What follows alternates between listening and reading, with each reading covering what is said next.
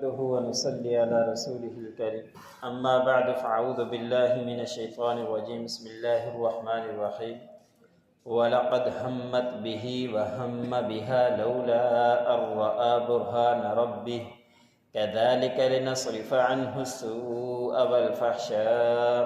إِنَّهُ مِنْ عِبَادِنَا الْمُخْلَصِينَ فاستبق الباب وقدت قميصه من دبر وألف يا سيدها لدى الباب قالت ما جزاء من أراد بأهلك سوءا إلا أن يسجن أو عذاب أليم قال هي راودتني عن نفسي وشهد شاهد من أهلها إن كان قميصه قد من قبل فصدقت وهو من الكاذبين۔ سورۃ یوسف کا درس چل رہا ہے۔ اسی صورت کی آیات نمبر 24 سے لے کر 26 تک تلاوت کی گئی۔ گزشتہ آیتوں کے اندر گزرا کہ حضرت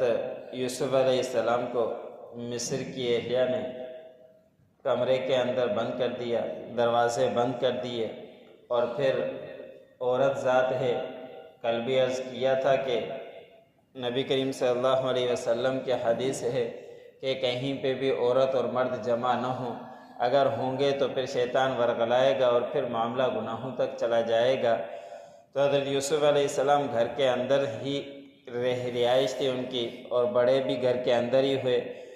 اور خوبصورتی کا پہلے بھی عرض کیا تھا کہ نبی کریم صلی اللہ علیہ وسلم جب معراج کے موقع پر گئے تو معراج کے موقع پر ملاقات ہوئی تو نبی کریم صلی اللہ علیہ وسلم نے آ کر بتلایا کہ میں نے پوری دنیا کے آدھا حسن حضرت یوسف علیہ السلام کے اندر دیکھا، تو اتنے خوبصورت تھے۔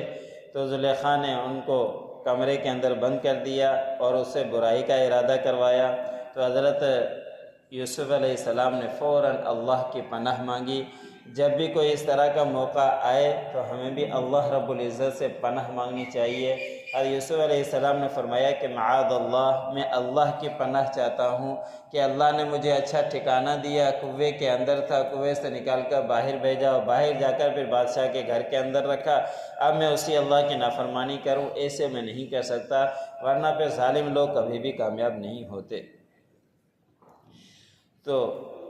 ان کی اہلیہ نے تو ارادہ کر چکی تھی، حضرت یوسف علیہ السلام وہ تو پختہ ارادہ کر چکی تھی، حضرت یوسف علیہ السلام بھی ارادہ کر لیتے اگر اللہ رب العزت کی دلیل کو نہ دیکھتے، برہان کو نہ دیکھتے۔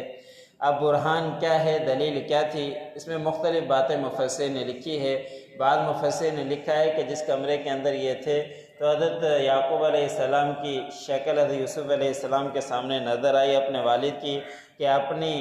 انگلی دانت میں دبائے کھڑے ہیں، ان کو دیکھ کر یوسف علیہ السلام پیچھے ہٹے۔ اور بعض نے لکھا ہے مفسرین نے کہ زلیخا نے ایک کمرے کے اندر بت تھا، اس کے اوپر کپڑا ڈال دیا۔ حضرت یوسف علیہ السلام نے پوچھا کہ آپ نے کیا کیا، تو انہوں نے کہا کہ میں گناہ کروں، میں اس بت سے ڈرتی ہوں۔ حضرت یوسف علیہ السلام نے فرمایا کہ یہ بت نہ کھاتا ہے، نہ پیتا ہے، نہ سنتا ہے، نہ کوئی جواب دیتا ہے، آپ کو اس کا خوف ہے تو مجھے اللہ کا اس سے زیادہ خوف ہے جس اللہ نے مجھے پیدا کیا ہے۔ یہ کہتے ہوئے وہ دروازے کے باہر نکلے اور بھاگنے کی کوشش کی۔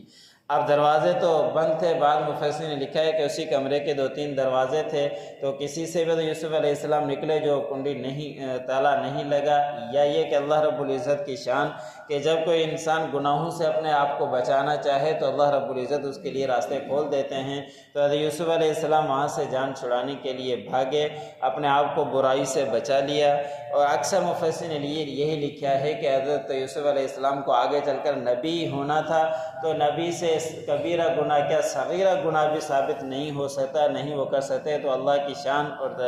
مدد اس کے ساتھ تھی، وہ گناہ سے بچ گئے، اپنے آپ کو بچا لیا اور فوراً دروازے کی طرف بھاگے۔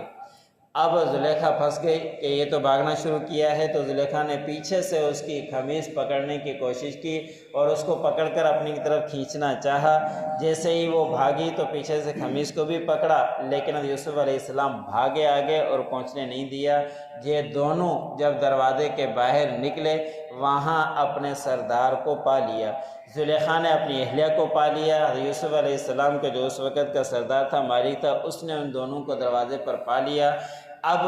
لڑکی عورت کا دماغ ہی ایسے ہوتا ہے، وہ زیادہ ہی چلتا ہے، تو اسی وقت عورت نے پینترا بدل کر کہہ دیا، اپنے آپ کو بچانے کے لیے شوہر کے سامنے کہہ دیا کہ جو آپ کے گھر والے کے ساتھ برائی کا ارادہ کرے تو پھر اس کے بارے میں آپ کیا کہتے ہو، اس کی کیا سزا ہونی چاہیے؟ میں تو کہتی ہوں کہ اس کو جیل میں ڈال دیا جائے یا اس کو دردناک سزا دی جائے۔ خود ہی کام کرنے والی اور خود ہی یوسف علیہ السلام کو پھسلانے کے لیے لائی گئی، لیکن اس وقت اپنے مالک کو دیکھ کر پینترا بدلا، اپنے آپ کو بچانے کی کوشش کرنا شروع کر دیا، اور پھر سزا بھی خود بیان کی اور یہ بھی کہا کہ جو آپ کے گھر والے کے ساتھ ایسا برائی کا ارادہ کرے اس کے کیا بدلہ ہونا چاہیے۔ پھر حضرت یوسف علیہ السلام اگر وہاں خاموش رہتے تو مفسرین لکھا ہے کہ پھر وہ اس کا اقرار ثابت ہو جاتا۔ حضرت یوسف علیہ السلام نے بھی اپنے بچانے کے لیے، یوسف علیہ السلام نے فرمایا کہ میں نے کوئی ارادہ نہیں کیا اپنی نفس سے اس سے، اس کے بارے میں آپ ہی کے اہل والوں میں سے میرا ایک گواہ ہے جو گواہی دے گا کہ اس میں میرا قصور نہیں ہے۔ اس نے پھر بعض مفسرین نے لکھا ہے کہ وہ معصوم بچہ وہاں تھا چھوٹا، اس نے اس بات کی گواہی دی تھی۔ اب چھوٹا بچہ تو بولتا نہیں، لیکن احادیثوں کے اندر آتا ہے کہ 2-3 بچے ایسے ہیں جنہوں نے ماں کی گود کے اندر بولا ہے اور اللہ رب العزت کے حکم سے بولا ہے۔ حضرت عیسیٰ علیہ السلام سے جب سوال کیا تھا، جب گود کے اندر لائی تھی مریم علیہ السلام، تو لوگوں نے کہا کہ مریم آپ تو گناہگار نہیں تھی، بدکار نہیں تھی، یہ بچہ کہاں سے آ گیا؟ مریم نے بچے کی طرف اشارہ کیا تھا تو قرآن پاک کے اندر تذکرہ ہے کہ حضرت عیسیٰ علیہ السلام نے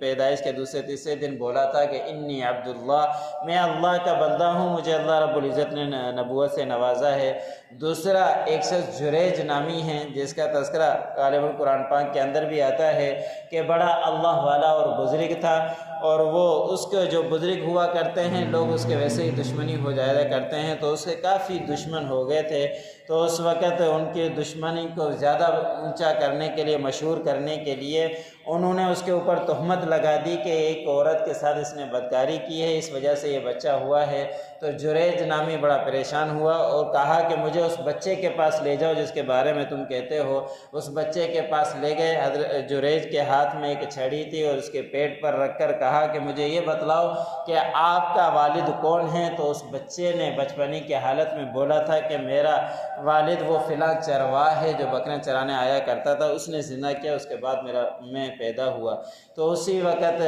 دوسرا یہ بچہ تھا۔ تیسرے کے بارے میں آتا ہے کہ یہ بچہ تھا جو حضرت یوسف علیہ السلام کی اس نے گواہی دی تھی، چھوٹا بچہ ہو کر اس نے بڑے اچھے طریقے سے گواہی دی۔ بعد میں اس جریج نے کہا تھا، جو بزرگ نے، کہ مجھے میری والدہ کی بد دعا لگی ہے، میں ایسا نہیں تھا، لیکن میں ایک دن نماز پڑھ رہا تھا، نماز کی حالت میں میری والدہ نے مجھے بلایا تھا، میں نہیں جا رہا تھا، میں کبھی سوچتا کہ والدہ کا جواب دوں یا نماز پڑھوں، نماز پڑھتا رہا، آخر میں کافی دیر کے بعد والدہ نے کہا کہ آپ کو